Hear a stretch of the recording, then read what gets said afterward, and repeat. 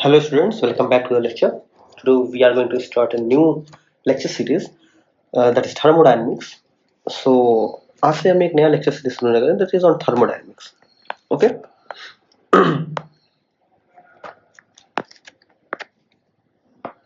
सबसे पहले thermodynamics का मतलब क्या होता है? Thermodynamics में दो terms आते हैं, एक होता है thermo और एक होता है dynamics. Thermo means होता है heat and dynamics means होता है motion. Whenever there is heat in motion, we will study about heat in motion. जब heat in motion के बारे में हम स्टडी करते हैं, then that study is called as thermodynamics. Okay इस बात को अच्छे से याद रखिएगा. जब भी हम मोशन ऑफ हीट की बात करते हैं, हीट किस तरह मूव करता है डिफरेंट डिफरेंट सिचुएशंस में, डिफरेंट डिफरेंट कंडीशंस में, तब हम वहां पे बात करते हैं थर्मोडायनेमिक्स की. ओके ओके यहाँ पे एक टर्म हम लोग यूज करते हैं, thermodynamic constants, thermodynamic variables, macroscopic properties, microscopic properties. ठीक है, तो इसी तरह से एक टर्म यहाँ पे हम यूज करेंगे that is called thermal equilibrium. धीरे धीरे करके थ्रू आउट द लेक्चर आपको सारे टर्म्स क्लियर होते चले जाएंगे. सो सबसे पहले यहाँ पे कुछ मैक्रोस्कोपिक टर्म्स के बारे में बात करता हूँ. तो मैक्रोस्कोपिक टर्म्स किन्हें बोलते हैं?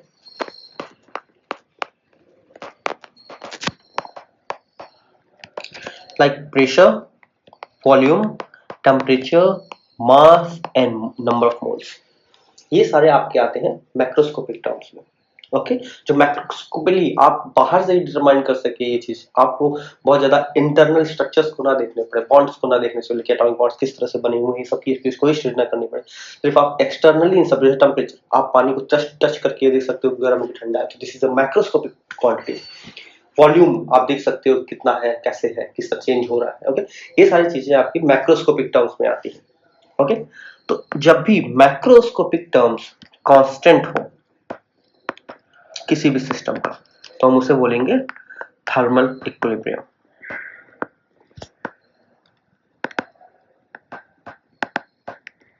Okay thermal equilibrium. कांस्टेंट का मतलब यहाँ पे क्या हुआ एग्जैक्टली? अगर मैं कांस्टेंट की बात कर रहा हूं तो कांस्टेंट का मतलब do not change with time. Exactly. Okay ये जो बॉडी है, जो भी चीजें हैं, वो टाइम के साथ चेंज नहीं होनी चाहिए. अगर वो टाइम के साथ चेंज हो रही है तो हम कांस्टेंट नहीं बोलेंगे. ठीक है, लेट्स से मान लेते हैं हमारे पास एक गैस सिस्टम है. ओके वो एक बाउंड्री के बीच में बंद है. लेट्स से ये हमारा बाउंड्री है. Okay let's say this is our boundary. Okay ये कंप्लीटली बंद है. This is a isolated system. This is termed as isolated system. मतलब इसको बाहर की दुनिया से कोई मतलब नहीं है. बाउंड्री है, इंसुलेटेड है, बाउंड्री है. ओके आइसोलेटेड सिस्टम भी हम इसको बोल सकते हैं. या एक और टर्म यहाँ पे होता है एडियाबैटिक सिस्टम. एडियाबैटिक सिस्टम का क्या मतलब हुआ कि यहाँ पे इसके अंदर पार्टिकल्स हैं, ये पार्टिकल्स हैं इसके अंदर. ओके पार्टिकल्स को किसी डिफरेंट कलर से नोट कर देता हूँ यहाँ पे. लेट्स से तो लेट्स से यहाँ पे पार्टिकल्स हैं. इन पार्टिकल्स के अंदर कुछ हीट होगा. ये हीट ना ही बाहर जा रहा है, ना ही यहाँ बाहर से कोई हीट अंदर आ रहा है. मतलब नेट चेंज इन हीट कितना है? Zero. This is adiabatic process. Okay this is the adiabatic process. आप सबको पता है कि अगर मैं एक आइडियल गैस को यहाँ पे चूज करता हूँ, ओके आइडियल गैस को चूज करने का एक सबसे इंपॉर्टेंट चीज आप लोगों को पता होगा, PV is equal to nRT formula. यहाँ पे P है pressure, P is volume, N is number of moles, R is the gas constant and T is the temperature. So this is called ideal gas equation.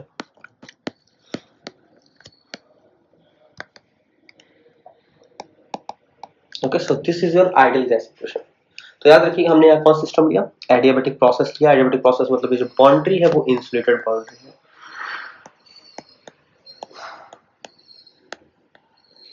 Okay boundary is insulated. इसके बाद कोई भी heat का transfer अंदर से बाहर या बाहर से अंदर नहीं हो रहा है. ठीक है सॉरी. सो किसी भी सिस्टम को जनरली हम थर्मल इक्विलिब्रियम तब बोलेंगे जब कंप्लीटली आउटसाइड की दुनिया से कंप्लीटली इंसुलेटेड हो. ओके आउटसाइड की पूरी दुनिया को हम लोग बोलते हैं यूनिवर्स. मतलब यूनिवर्स आउटसाइड की दुनिया को नहीं, पूरी दुनिया सब कुछ मिला के हम लोग बोलते हैं यूनिवर्स. और यूनिवर्स दो चीज से मिलकर बना होता है, एक होता है सिस्टम, एक होता है सराउंडिंग। ओके, एक होता है सिस्टम, एक होता है सराउंडिंग। अब यहाँ पे ये देखिएगा सिस्टम सराउंडिंग क्या है। लेट्स से मैंने सिस्टम को चूज किया, ये मेरा सिस्टम है जिसके ऊपर मैं स्टडी करना चाहता हूँ, तो ये मेरा सिस्टम हो गया और इसके बाहर कुछ भी है वो सराउंडिंग। तो अगर सिस्टम सराउंडिंग से कंप्लीटली इंसुलेटेड है तो मैं बोलूंगा हमारा सिस्टम थर्मल इक्विलिब्रियम में है। अगर सिस्टम सराउंडिंग से कंप्लीटली इंसुलेटेड नहीं है तो मैं नहीं बोल सकता कि हमारा सिस्टम इक्विलिब्रियम में है। ओके, सिस्टम कई तरीके से भी हो सकते हैं, टू बॉडी कॉन्टैक्ट सिस्टम भी हो सकता है। जैसे टू बॉडी कॉन्टैक्ट सिस्टम से मेरा क्या मतलब हुआ यहाँ पे, एक ये बॉडी हो गई मेरे पास, ठीक है, ये कंप्लीटली इंसुलेटेड है, बाहर से कंप्लीटली इंसुलेटेड है, पर मैं इसी को दो पार्ट में डिवाइड कर रहा हूँ, ध्यान दीजिएगा, इसी को मैंने दो पार्ट में डिवाइड कर दिया। ओके, यहाँ पे आप टर्म्स को थोड़ा ध्यान से समझिएगा, टर्म्स को बहुत ध्यान से देखिएगा। ये है adiabatic insulated,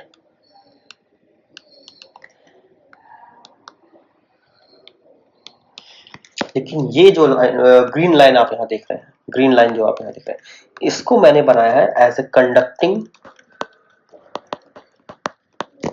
diathermic wall.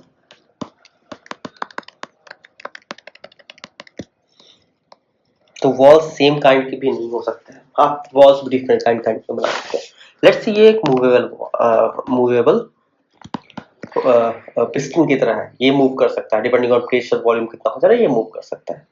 Okay, दो तरह के गैसेस हमने यहाँ पर रखे हैं। लेट्स से गैस ए इसमें है एंड गैस बी इसमें है। ओके, लेट्स से ये आपका सिनेरियो अभी मैंने आपको दिया है। इनिशियली ए के लिए और बी के लिए, इनिशियली अगर मैं बोलूँ लेट्स से कुछ टेम्परेचर P1 V1 T1 रहा होगा, बी के लिए कुछ P2 V2 T2 रहा होगा, कुछ इनिशियल पैरामीटर्स रहे होंगे इनके लिए।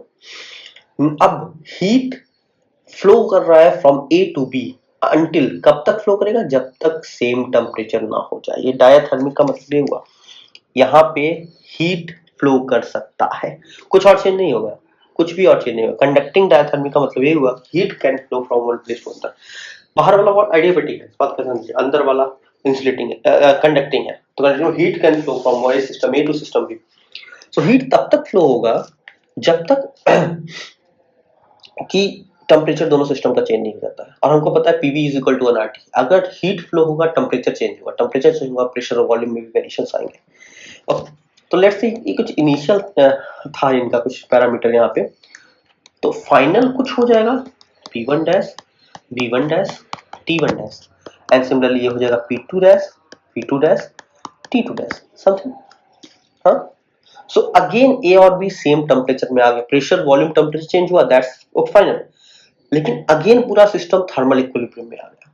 ओके, सो थर्मल इक्विलिब्रियम एक सिचुएशन है जिसमें सारे मैक्रोस्कोपिक क्वांटिटीज कांस्टेंट हो जाते हैं। Okay, that is called thermal equilibrium.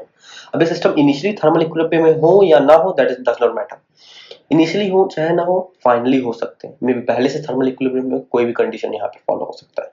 Okay, तो डिपेंडिंग ऑन किस तरह के सिस्टम्स हमने यूज किए, जैसे हमने यहाँ पे पूरे ये सराउंडिंग हमारा हो गया, सिस्टम का सराउंडिंग हो गया, हमने सराउंडिंग से कंप्लीटली इंसुलेट कर दिया है अपने सिस्टम को, पर gas A, system A and system B को हमने कंप्लीटली इंसुलेट नहीं किया, उनके बीच एक कंडक्टिंग वॉल लगा दी।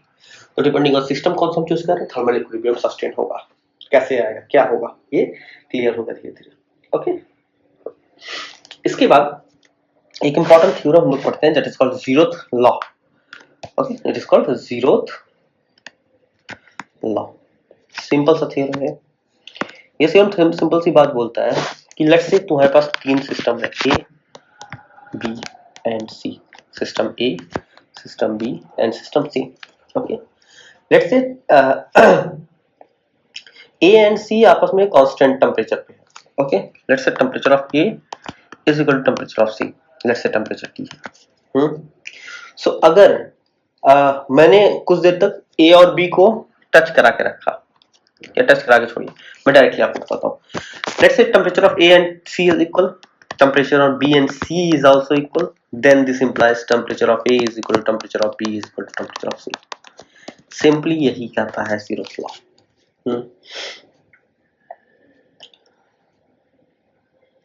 तो अगर ए बी से थर्मल इक्विलिब्रियम में है, बी सी से थर्मल इक्विलिब्रियम है, तो ए और बी भी आपस में थर्मल इक्विलिब्रियम में होंगे। इस बात को ध्यान, इसको आप ऐसे भी सोच सकते हो, सबसे पहले ए और बी को मैंने टच कराया, ओके, तो ये दोनों थर्मल इक्विलिब्रियम में आ गए। फिर बी और सी को मैंने टच कराया, फिर ये दोनों आपस में थर्मल इक्विलिब्रियम में आ गए। ए और सी को टच कराया, तो इनको आपस में जब हम लोग टच कराएंगे तो ये सब एक टाइम ऐसा आएगा जब ये सब थर्मल इक्विलिब्रियम आपस सब में रहेंगे। T A T B T C तीनों आपस में थर्मल इक्विलिब्रियम में रहेंगे। ओके, तो ए और सी अगर थर्मल इक्विलिब्रियम में है और बी और सी भी अगर थर्मल इक्विलिब्रियम में, तो ए और बी भी अपने आप थर्मल इक्विलिब्रियम में आ जाएंगे। सो दिस इज सिंपली जजीरस लॉ। ओके, अब मैं बात करने वाला हूँ एक बहुत ही इंपॉर्टेंट पैरामीटर की, जो थर्मोडायनेमिक्स में सबसे इंपॉर्टेंट माना जाता है। मींस इस चीज को जानना बहुत जरूरी होता है। ये होता है हमारा internal energy.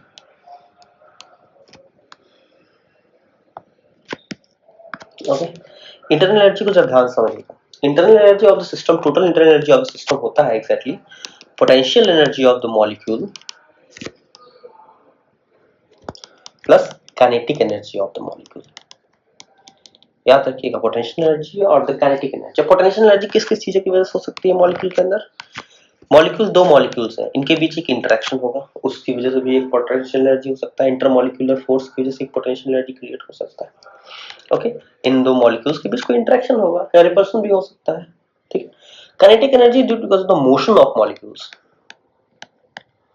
Okay, kinetic energy molecules के मोशन की वजह से। दो कंडीशंस मैंने आपको बता रहा हूँ, पोटेंशियल एनर्जी क्रिएट होने और काइनेटिक एनर्जी बनने का। तो total energy of the system कितना होता है? ये कंडीशन सिर्फ इंटरनल एनर्जी के लिए है, लेकिन टोटल एनर्जी ऑफ सिस्टम क्या होता है? Internal energy plus external energy. ये याद रखिएगा, ठीक है, याद रखिएगा। तो सिंपल सी बात है, कोई भी सिस्टम की टोटल एनर्जी ही होगी। ओके, अगर मैं सिर्फ एक आइडियल गैस की बात करूं, लेट्स से मैं सिर्फ एक आइडियल गैस की कंडीशन को उठाता हूं यहाँ पे, अब मैं सिर्फ एक आइडियल गैस की कंडीशन को यहाँ पे उठाता हूं अगर, तो टोटल एनर्जी मैंने कभी क्या बताया?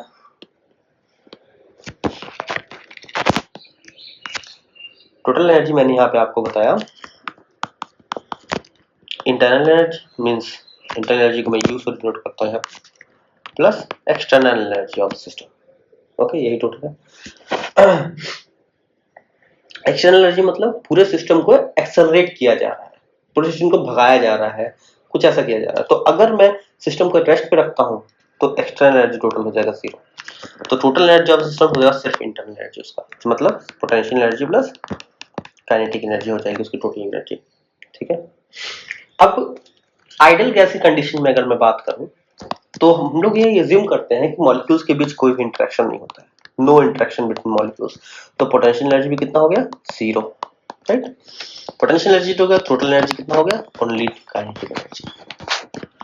सो फॉर आइडियल गैस, ये याद रखना है आपको, for ideal gas total energy of the system is equal to kinetic energy of the system. Okay, for ideal gas of the molecule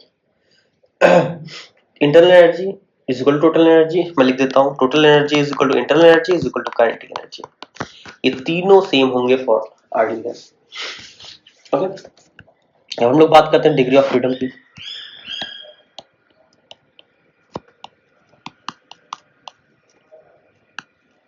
okay, degree of freedom की अगर हम लोग बात करें यहाँ पे,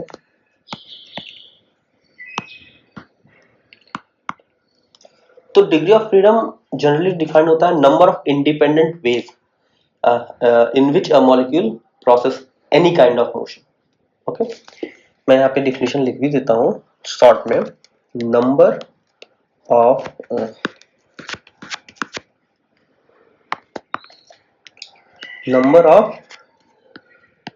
इंडिपेंडेंट वेज a molecule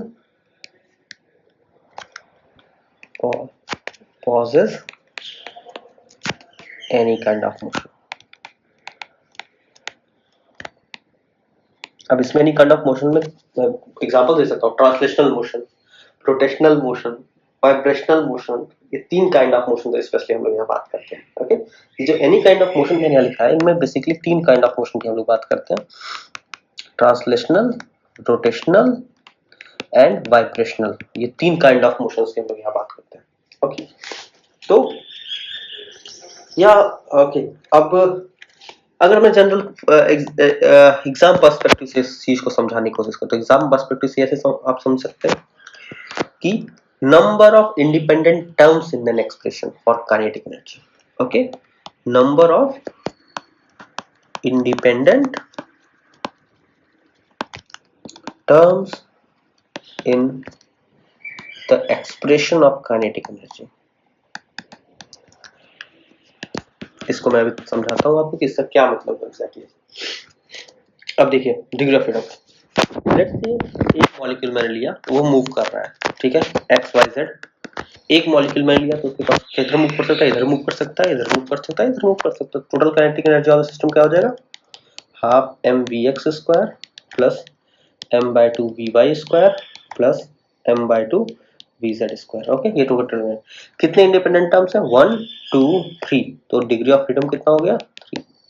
तो this is the meaning of independent terms for kinetic energy. Okay, अगर यहाँ पे एक मॉलिक्यूल मैंने यहाँ लिया, लेट्स से एक मॉलिक्यूल लिया, ओके, यही एक मॉलिक्यूल रोटेशन भी परफॉर्म कर सकता है, बिल्कुल परफॉर्म कर सकता है रोटेशन. एक्स एक्सिस के अबाउट रोटेट कर सकता है, वाई एक्सिस के अबाउट, जेड एक्सिस, तो किसी एक्सिस के अबाउट रोटेट कर सकता है. पर मॉलिक्यूल का रेडियस बहुत छोटा होता है और जो मूवमेंट ऑफ इनर्शिया होता है इसका, उसका फॉर्मूला होता है I is equal to M R square. Movement of inertia इतना होता है और काइनेटिक एनर्जी हो जाती है हाफ आई ओमेगा स्क्वायर. तो आई आर बहुत ही स्मॉल होता है. आर स्मॉल होने की वजह से आई भी बहुत स्मॉल हो जाता है, जिसकी वजह से काइनेटिक एनर्जी बहुत कम हो जाता है, जिसकी वजह से हम एक सिंगल मॉलिक्यूल के लिए रोटेशनल डिग्री ऑफ फ्रीडम को कंसीडर नहीं करते. ओके, सो एक सिंगल मॉलिक्यूल सिर्फ ट्रांसलेशनल मोशन को परफॉर्म करेगा बेसिकली, रेडियस इसका बहुत छोटा है, जिसकी वजह से kinetic energy, rotational kinetic energy बहुत छोटा हो जाएगा. ओके, सो इसके पास 3 ट्रांसलेशनल मोशंस हो गए एंड 0 रोटेशनल मोशंस हो गए. डिग्री ऑफ फ्रीडम, तो इसका डिग्री ऑफ फ्रीडम होगा 3. ठीक है, लेकिन अगर हम हाई टेम्परेचर पे जाए, हाई टेम्परेचर पे अगर मूव करें, तो जब भी हम हाई टेम्परेचर जाएंगे तो उसमें 2 डिग्री ऑफ फ्रीडम इंक्रीज हो जाते हैं. मतलब लो टेम्परेचर में F जो है वो है आपका 3 फॉर मोनोएटॉमिक. हम लोग यहाँ मोनोएटॉमिक की बात कर रहे हैं, सिर्फ एक मॉलिक्यूल की बात कर रहे हैं, ध्यान दीजिएगा.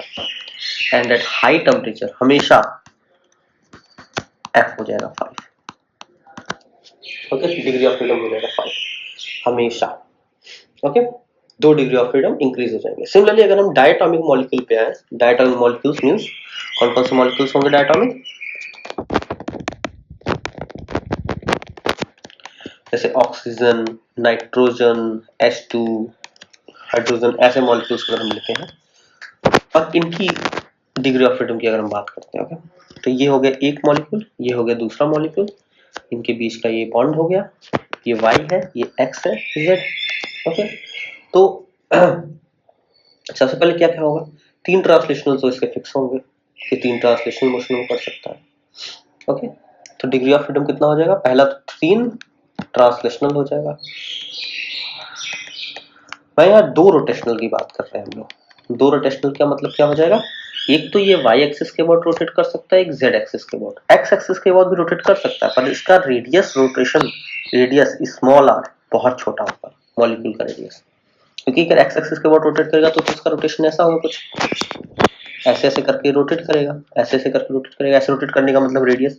लेकिन ये y एक्सिस के अबाउट रोटेट कर रहा है तो रेडियस इसका ये है, z एक्सिस के अबाउट रोटेट कर रहा है तो भी रेडियस इतना बड़ा है. तो इसके रिस्पेक्ट में इसका रेडियस बहुत बड़ा होता है, इसलिए हम लोग x एक्सिस के अबाउट रोटेशन होगा उसको हम लोग नेग्लेक्ट कर देंगे, सिर्फ हमारे 2 रोटेशन बचेंगे y एंड z. तो डिग्री ऑफ फ्रीडम कितना हो जाएगा? 5. ओके, पर लो टेम्परेचर में, ये जो कंडीशन अभी मैंने आपको बताई ये है लो टेम्परेचर में. अगर मैं हाई टेम्परेचर में जाता हूं तो क्या होता है? डिग्री ऑफ फ्रीडम बढ़ जाता है 7. ओके, अच्छा, 7 डिग्री ऑफ फ्रीडम का मतलब क्या? 2 वाइब्रेशनल स्टेट्स इसके आ जाएंगे. जैसे मतलब एक मॉलिक्यूल, दोनों मॉलिक्यूल एक दूसरे के पास जाए, दूर जाए, साथ में, मींस ये, हाँ, दोनों मॉलिक्यूल एक दूसरे के पास जाए, फिर एक दूसरे से दूर जाए, कुछ ऐसे स्टेट्स बनेंगे. ये हो गया एक वाइब्रेशनल स्टेट. ओके, ये हो गया एक वाइब्रेशनल स्टेट. दूसरा वाइब्रेशनल स्टेट कैसे बनेगा? ये इधर जा रही है, ये भी इधर जा रही है. ओके, फिर ये मॉलिक्यूल इधर मूव कर रहा है, तो ये भी मॉलिक्यूल इधर ही मूव कर रहा है, ये दूसरा वाइब्रेशनल स्टेट होगा। तो दो वाइब्रेशनल स्टेट्स भी वहां पे क्रिएट होंगे, ओके, एट हाई टेम्परेचर। तो हाई टेम्परेचर में डिग्री ऑफ फ्रीडम कितना हो जाएगा 7 एंड लो टेम्परेचर में डिग्री ऑफ फ्रीडम कितना हो जाएगा 5, ओके। ऐसे अगर आप पॉलीएटॉमिक मॉलिक्यूल्स की बात करो तो उनमें भी अलग अलग डिग्री ऑफ फ्रीडम क्रिएट होते हैं, ओके। लीनियर मॉलिक्यूल्स हो, नॉन लीनियर मॉलिक्यूल्स हो, किस तरह का molecule is depending on that degree of freedom change होता रहता है कि वो किस तरह से परफॉर्म करेंगे। जैसे ट्राइएटॉमिक मॉलिक्यूल्स की बात करें अगर हम, तो degree of freedom for triatomic molecules के लिए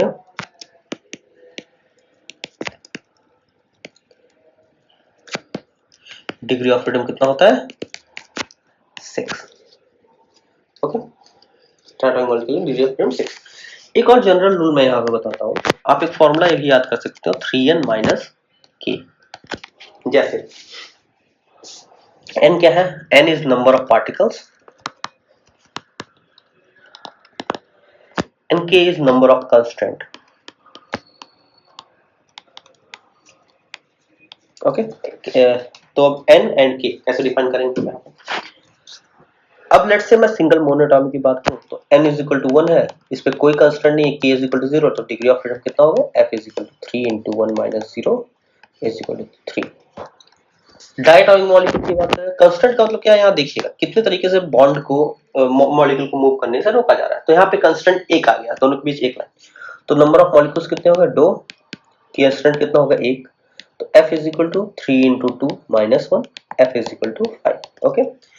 ट्राइएटॉमिक की बात करें अगर हम लोग तो ये देखिए ये ओके, ट्राइएटॉमिक मॉलिक्यूल एक इसके साथ बॉन्ड, इसके साथ बॉन्ड, तो यहाँ पे 3 कंस्टेंट्स आ गए हैं, तो n इज इक्वल टू 3 हो जाएगा, सॉरी 3 मॉलिक्यूल्स आ गए हैं, और k कितना हो जाएगा, k भी हो जाएगा 3, तो f हो जाएगा 3 into 3 minus 3, okay, sorry f कितना हो जाएगा 3 into 3 minus 3, f हो जाएगा 6, ओके। तो ये आप ये फॉर्मूला भी याद रख सकते हैं, ओके। तो मॉलिक्यूल आपका लीनियर है कि नॉन लीनियर है, इसके ऊपर भी कुछ चीजें डिपेंड करती हैं। याद रखिएगा ये सारे चीज जो बता रहा हूँ ये लो टेम्परेचर के लिए, हाई टेम्परेचर पर जाती है चीजें चेंज हो जाती हैं, डिग्री ऑफ फ्रीडम और ऐड हो जाते हैं, ओके। इसके बारे में हम लोग फिर से कंटिन्यू करेंगे अगले लेक्चर में। अगले लेक्चर में हम लॉ ऑफ इक्विपार्टीशन एनर्जी पे आगे बढ़ेंगे, ओके। आज के इतना ही, थैंक यू सो मच।